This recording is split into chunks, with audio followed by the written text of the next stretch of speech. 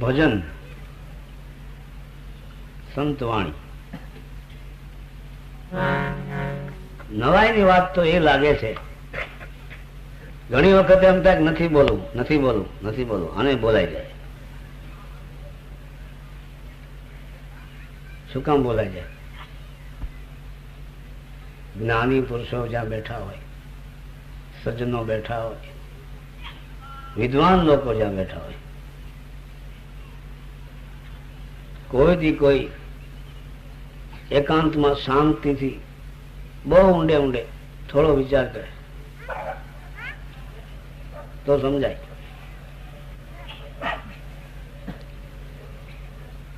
હાલ્યું જાય એનું હાલ્યું જ જાય. બહુ સમજવા જેવી વાત છે. કોઈ પૂછે નહીં કે ભજન કોને કહેવાય, સંતવાણી કોને કહેવાય,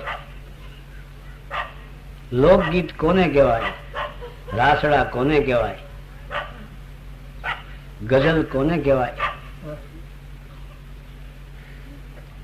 થોડીક સમજદારીની જરૂર છે. હું તો છેલ્લા 18 વર્ષથી આ કચ્છમાં જોઉં છું, ગાઉં છું, સંભળાવું છું અને સાંભળું છું. મુસીબત કેવી છે? બોર્ડમાં આવે સંતવાણી, પેપરમાં પેલા જ પાના પર મોટા હેડિંગથી લખ્યું હોય આજે સંતવાણી છે ફલાણા ભાઈની,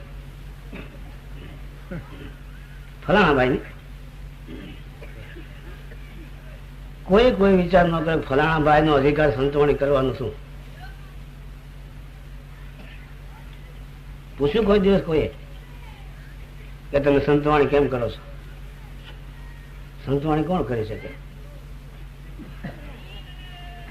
કોનો અધિકાર છે? આપણે આટલા જણા બેઠા છીએ, આમાં એક માણસ ગુનેગાર છે, ખરેખર ગુનો કર્યો છે, અપરાધ કર્યો છે, એને ગિરફ્તાર કરવાનો કોનો અધિકાર છે? ચૌહાણ સાહેબ નો, ગોહિલ સાહેબ નો છે કે નથી? બીજા જાય માર ખાય. અધિકારની વાત કરું છું. સંતવાણી કોણ કરે, કેવી રીતે સંતવાણી કહેવાય કોને? સંતવાણી કરવામાં જ્યાં પાસે સ્ટેજમાં દારૂ ને પેલા ઉડતા એને સંતવાણી કહેવાય. હે ભાઈ, જે સ્ટેજ પાસે દારૂ ના પ્યાલા ઉડતા એને સંતવાણી કેમ કેવી? ઉસ્તાદ, હું તો ઘણા સમયથી જોયા કરું છું, બોલતો નથી. આજ ભગવાન જાણે મને બોલાવે છે. કોણ? કાંઈ કિંમત ખરી કે નહીં બોલવાની?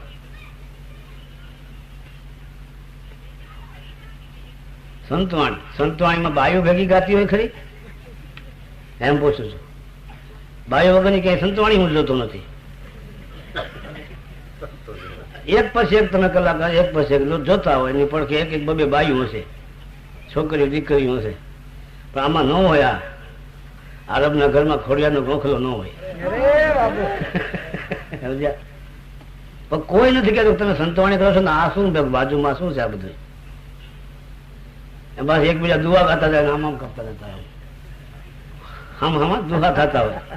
બહુ અમે કોઈ દી કોઈ વિરોધ ન ઉપાડે. હું તો એ જોયા કરું છું કે તમે સંતવાણી નામે આ શું કામ કરો છો?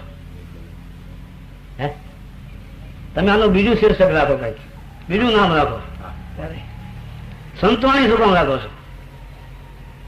જે મહાપુરુષો આપણા ભોલેલા જીવાત્માઓને માર્ગ બતાવે છે વાણી, કે તમે આ માર્ગે હાલશો તમારું કલ્યાણ થશે, તમારું ભલું થશે. ભલામાં આવું પાછું આવે ખરું? કોઈ દિવસ કોઈ વિરોધ ન કર્યો. કોઈક મારા જેવો કહેતો કે એ તો હાલ્યા કરે. એટલે બોલો, હાલ્યા કરે પછી શું વાંધો હોય? હાલ્યા કરે પછી વાંધો શું હોય? પણ ન હાલ્યા કરે. સંતવાણીનો અધિકાર એનો છે કે જેને કોઈ સંતના જળ સેવ્યા હોય, જેને સંતના લુગડા ધોયા હોય, સંતની લંગોટીઓ ધોઈ હોય, એનો હક છે સંતવાણી કરવાનો.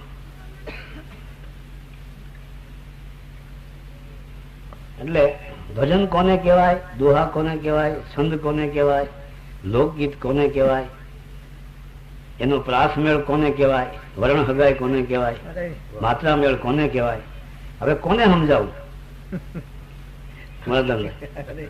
હું તો જોઉં છું હાલ્યા જ કરે દીદે રાખો લોલે ભેગું થઈ જવાનું.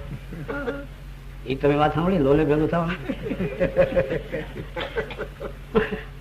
કાઠિયાવાડમાં પટેલિયા રાસ્યું લે, આપડે મંડળી નથી આમ કથા કરી ત્યાં ગારડાની મંડળી નથી આવી, નથી રમતી. એમાં એક હાવ અભણ હોય બધા અંગૂઠા સાથે, એમાં ગૌરાવ તો કઈક ડાયો કહેવાય. હા, એ પાછો હોશિયાર કહેવાય, બધા દબાવે એ આમ કરીમાં. આ તો બધી સાંભળેલી વાત છે ને, વચમાં રહીને જોયેલું છે. જોકે જો ગોકળભાઈ બોલાવે છે, હરખા બોલજો બધા, આડાવાળા છે આખી માર ખાઓ ગઈએ. હેજી શરણ ધોઈને શરણામૃત લીજીએ, લોલ શરણ ધોઈને શરણામૃત લીજીએ રે લોલ. સમજ્યા? લોલ આવે ને તાળી પડે.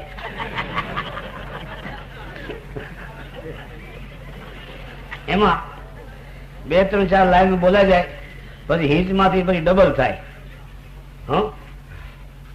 સલતીમાં ઉપડે, સલતીમાં ઉપડે બોલાવનારો તો બરોબર બોલતો હોય, પણ વાહે જીલાવનારે ભેગું થવું હોય ને તાલમાં, એટલે કે શરણ ધોઈને શરણામૃત લીજીએ લોલ શરણ ધોઈને, ઓલા વાહલે આવું કે ખબર, લોલ સોના ધોઈને શરણામૃત લીજીએ, લોલ સોના ધોઈને શરણામૃત લીજીએ, લોલ સોના ધોઈને. આના શરણામત ન લેવાય.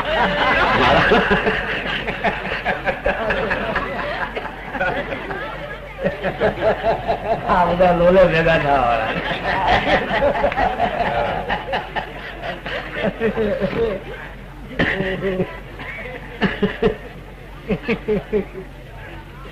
ભજન કોને કહેવાય?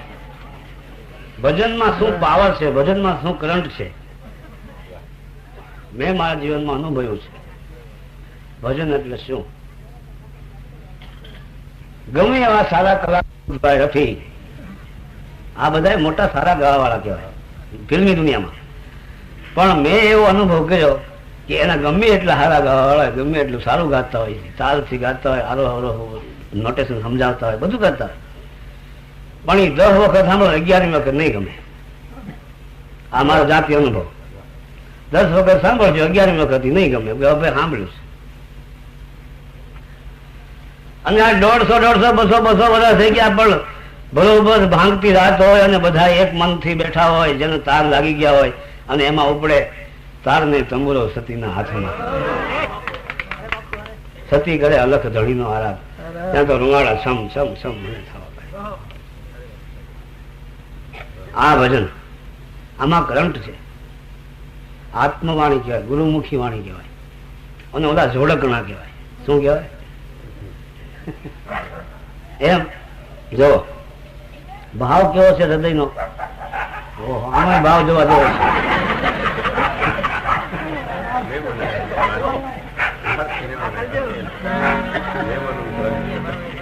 આને કવિઓ પણ કોઈને મૂક્યા નથી, આને લઈ લીધા છે.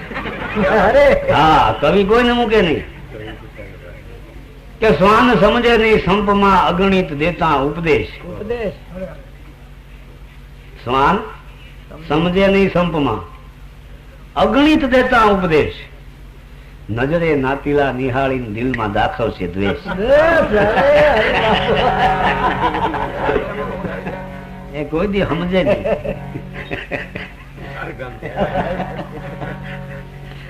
સમજા? એમાં અજાણ્યું આવી ગયું. સારે કોથી પૂછે ક્યાં રેસ, ક્યાં રેસ, ક્યાં રેસ, ક્યાં રેસ, ક્યાં રેસ, ક્યાં રેસ, તો ઓલું આમાં બધું આસપાસ આસપાસ આસપાસ.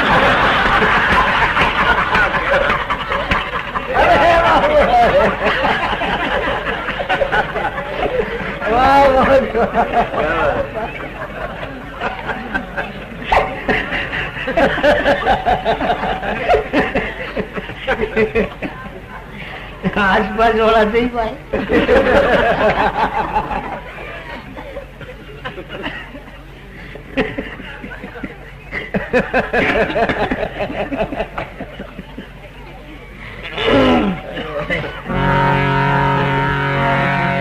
ભજન ની મજા આખી જુદી છે.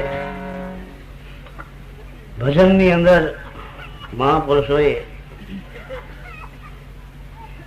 લાખો રૂપિયા દેખતા ન મળે એવા શબ્દ રૂપી હીરા મૂક્યા છે કે જે સાંભળી અને ભલે કાંઈ ન સમજતો હોય તો માણસ એમ કે મજા આવે છે, મજા જ આવે ને તને, તારે ક્યાં ઉપાધિ છે?